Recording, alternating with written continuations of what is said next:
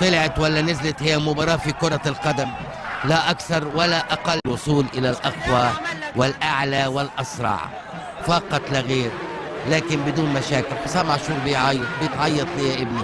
ده انت بطل الدوري. مشاعر مقبولة، والناحية التانية ابتسامات وضحكات وقبلات، وهو أيضا أمر طبيعي ومقبول للغاية.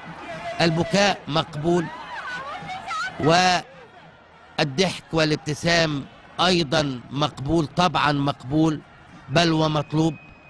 والتنطيط والفرحة شيء جميل، والحزن شيء مبدئي ومبرر للغاية. لكن طلعت ولا نزلت، هي مباراة في كرة القدم لا أكثر ولا أقل. الوصول إلى الأقوى والأعلى والأسرع فقط لا غير، لكن بدون مشاكل. حسام عاشور بيتعيط ليه يا ابني؟ ده انت بطل الدوري. مشاعر مقبولة، والناحية التانية ابتسامات وضحكات وقبلات، وهو أيضا أمر طبيعي ومقبول للغاية. البكاء مقبول، والضحك والابتسام أيضا مقبول، طبعا مقبول بل ومطلوب. والتنطيط والفرحة شيء جميل، والحزن شيء مبدئي ومبرر للغاية. لكن